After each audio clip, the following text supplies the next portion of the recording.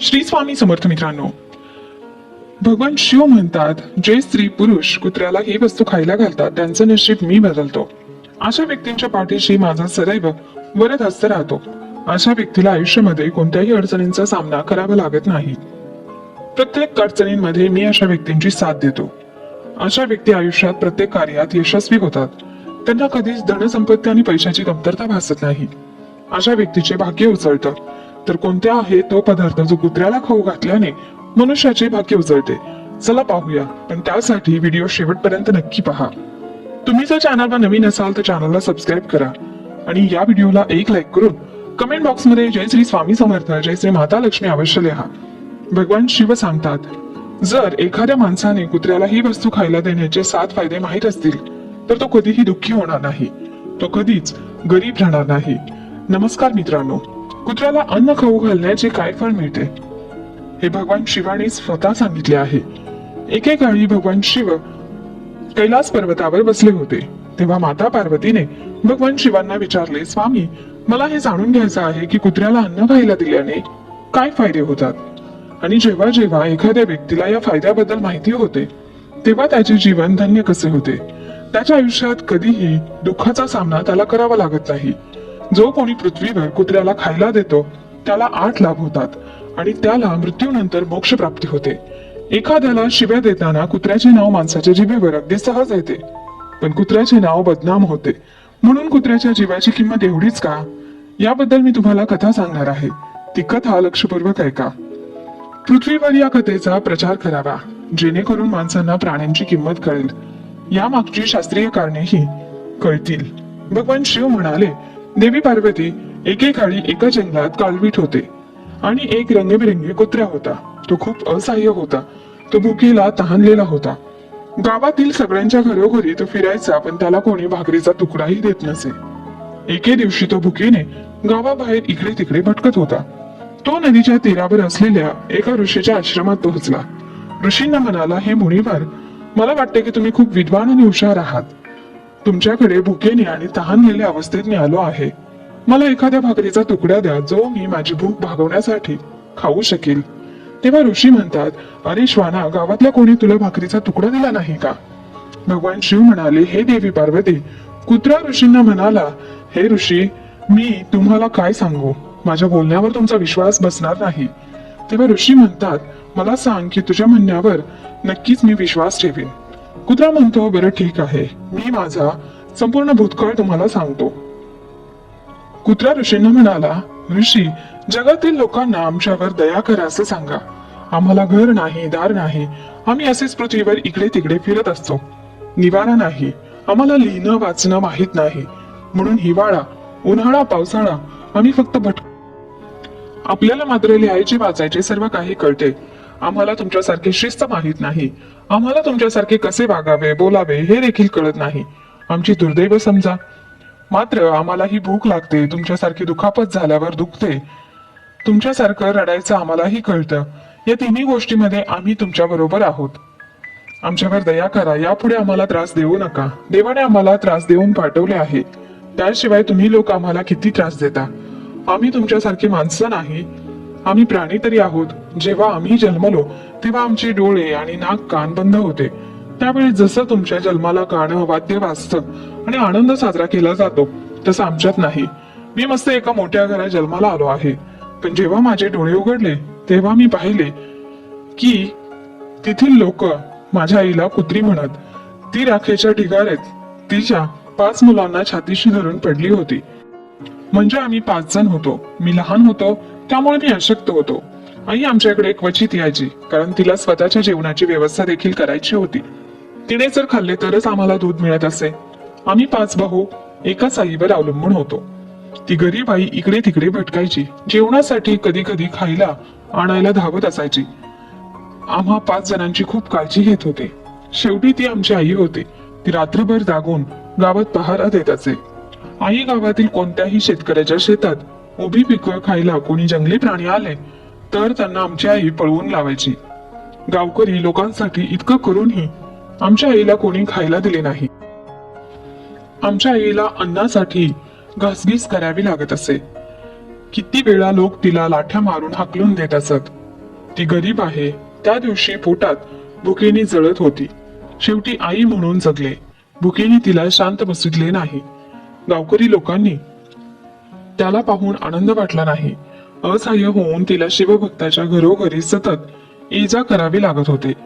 काहीतरी खायला मिळेल आणि पोटातली आग विझवण्यासाठी ती खात असे.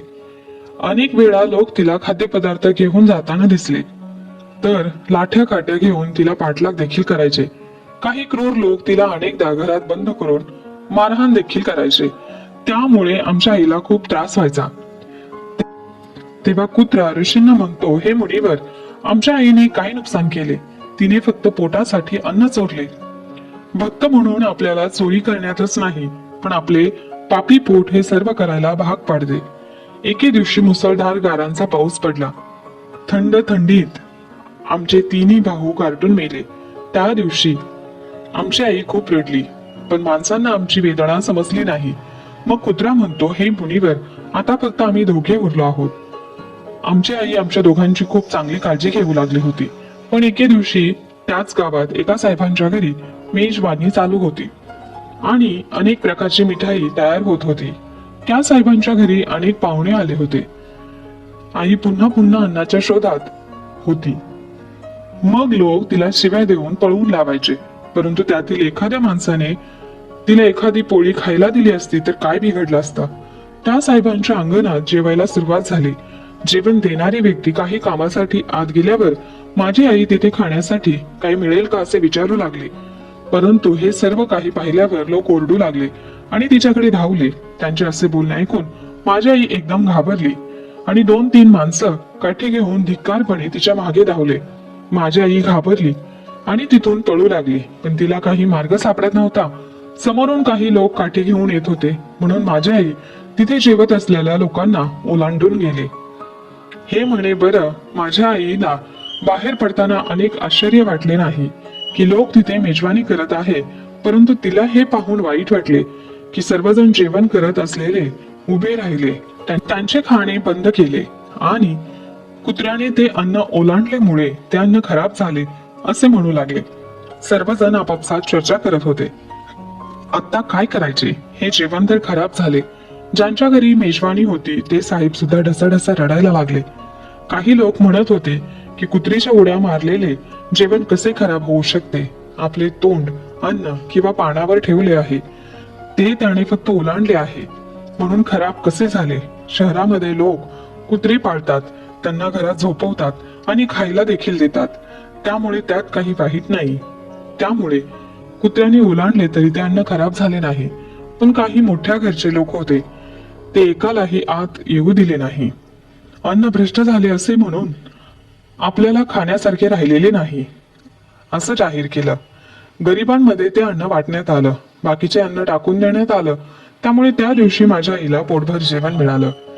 असा आनंद तिने उभ्या आयुष्यात कधी अनुभवला नव्हता. आनंदाच्या भरात ती खूप खुश होती आणि आनंद संपवला नव्हता. तो आनंद तिच्यासाठी मोठा प्रश्न बनला होता. जेवण करून ती आरामात पडली असताना रागाच्या भरात साहेबाने मोठी काठी आणून तिला बेदम मारले.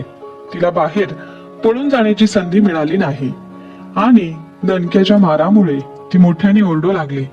पण त्या क्रूर माणसाला तिची दया आली नाही. तो तिला बेदम मारतच राहिला. आईचा आवाज संपूर्ण गावात ऐकू आला. तेवढ्यात काही लोक आले आणि त्यांनी त्या साहेबाला समजवले. म्हणू लागले, जाऊ द्या, भुकेने माणसाची बुद्धी भ्रष्ट होते. हा तर प्राणी आहे, त्याला चांगल्या वाईट गोष्टीचे ज्ञान नसते. आता त्याला मारून काय मिळणार आहे?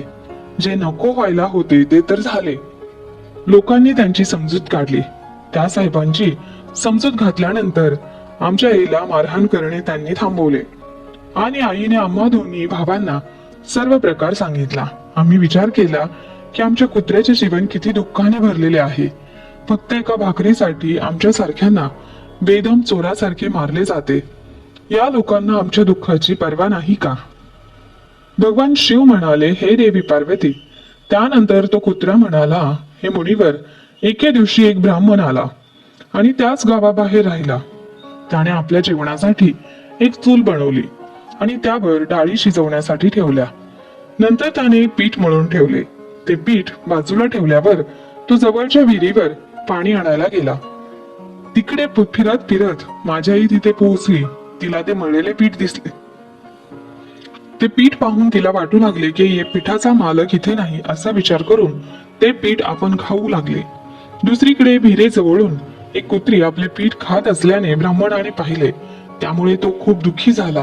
तो गरीब माणूस कपाळावर हात धरून रडू लागला, कारण तो सुद्धा 2-3 दिवस उपाशी होता, थकलेला होता. त्याला काही लोक म्हणाले, अरे ब्राह्मण देवा, या कुत्र्याने तुझे जीवनही खराब केले. काल तिने गावातील साहेबांचे संपूर्ण स्वयंपाक खराब करून टाकला. तो ब्राह्मण दुःखाने म्हणाला, भाऊ, मला कसे कळेल की ही कुत्री माझे पीठ खाण्यासाठी थांबली आहे. तिला येताना पाहून ब्राह्मणाने त्या कुत्रीवर काठीने हल्ला केला. आईला ते पीठ तर खाऊ दिलेच नाही, त्याहीपेक्षा तिच्यावर मारहाण करण्यात आली. माझी आई अनेक महिने लंगडत फिरत राहिली. मग मला समजले माणूस किती स्वार्थी असतो. पुढे कुत्रा म्हणतो, हे ऋषी, आपल्याला हीच कमतरता आहे, ज्यांच्यामुळे आपल्याला वेदना होतात. शूद्र लोकांच्या अधीन राहायचे आहे. जो आपल्याला प्रेमाने खाऊ घालतो, त्यांच्यासाठी आपण किती उपयुक्त आहोत हे त्यांना माहीत नाही. केवळ त्यांच्या घराचे रक्षण करत नाही, तर अनेक फायदे देखील मानवांना माहीत नाहीत. भगवान शिव म्हणाले, देवी पार्वती, कुत्र्याला अन्न खाऊ घातले तर त्याचे फायदे काय होतात? जेव्हा घरी भाकरी किंवा पोळी बनते, तेव्हा पहिली पोळी गायीची असते आणि शेवटची पोळी कुत्र्याची असते. जी स्त्री पुरुष कुत्र्याला अशा प्रकारे भाकरी पोळी खाऊ घालतात, त्यांचे नशीब मी स्वतः बदलतो. तो व्यक्ती खरा भाग्यवान असतो. भगवान शिव म्हणाले, हे देवी पार्वती, आपण असा कायदा केला होता, पण देवाने बनवलेला नियम विसरून माणूस पुढची आणि मागची पोळी दोन्ही पोळ्या स्वतःच खातो. कुत्र्याच्या जमिनी जीवनावर परिणाम होतो. त्यालाही माहित नाही की कुत्र्याला पोळी किंवा अन्न खायला दिल्याने माणसाच्या जीवनातील ग्रहांचे वाईट परिणाम दूर होतात. भगवान शिव म्हणाले, देवी पार्वती, कुत्र्याची पोळी भाकरी खाऊ घालण्याचा पहिला फायदा आहे. जेव्हा शनी ग्रह वाईट नजर टाकतो, तेव्हा प्रत्येक मनुष्याचा नाश होतो. त्याचं कोणतंच काम होत नाही. सदैव त्याच्या नशिबी नुकसानच नुकसान असते. प्रत्येक वेळी त्याला आर्थिक समस्येचा सामना करावा लागतो, कारण शनीची महादशा सुरू होते. त्यांनी केलेले काम आपोआप बिघडू लागते. ती व्यक्ती आर्थिक संकटाला बळी पडते. अशा परिस्थितीत जर त्या व्यक्तीने कुत्र्याला पोळी भाकरी खाऊ घातली, तर त्याच्यातील शनीचा अशुभ प्रभाव कमी होतो. कुत्र्याला भाकरी पोळी खायला देण्याचा दुसरा फायदा म्हणजे तुमचे नशीब तुमच्या बाजूने होते. तुमच्या घरातील नकारात्मक शक्ती नष्ट होते. कुत्र्याला खाऊ घालण्याचा तिसरा फायदा म्हणजे लक्ष्मी माता आनंदी होते. तुमच्या घरात संपत्तीची कधीच कमतरता भासत नाही. कुत्र्याला खायला देण्याचा चौथा फायदा आहे तो म्हणजे तुमच्यावर कोणतेही कर्ज राहत नाही. तुमच्याकडे आधीच असलेल्या कर्जातून तुम्ही हळूहळू सुटका होते. कुत्र्याला भाकरी देण्याचा पाचवा फायदा म्हणजे सकाळ संध्याकाळ कुत्र्याला खायला दिल्याने तुमच्या व्यवसायामध्ये चांगला बदल होतो. सहावा फायदा म्हणजे अडकलेले पैसे लवकर मिळतात. कुत्र्याला खायला देण्याचा सातवा फायदा म्हणजे तुमचे आरोग्य नेहमी चांगले राहते आणि मानसिक दृष्ट्या मजबूत राहते. तुमचे मन नेहमी उत्साही राहते. तुमच्या मनात चांगले चांगले विचार येतात. कुत्र्याला खाऊ घालण्याचा आठवा फायदा म्हणजे देव तुमच्यावर प्रसन्न राहतो, कारण देव सर्व प्राणी मात्रांची काळजी घेतो. जो सर्व प्राणी मात्रांवर दया करतो, त्यांच्यावर देवही नेहमी प्रसन्न असतो. देवाचे आशीर्वाद सदैव कुटुंबावर राहतात.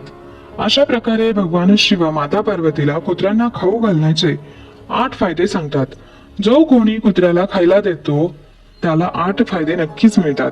मित्रांनो, आपल्याला माहिती आवडली असेल तर नक्कीच लाईक, शेअर आणि सबस्क्राईब करा. कमेंट बॉक्समध्ये श्री स्वामी समर्थ अवश्य लिहा आणि जास्तीत जास्त लोकांना या व्हिडिओला शेअर करा. व्हिडिओ शेवटपर्यंत पाहिल्याबद्दल मनापासून धन्यवाद. श्री स्वामी समर्थ.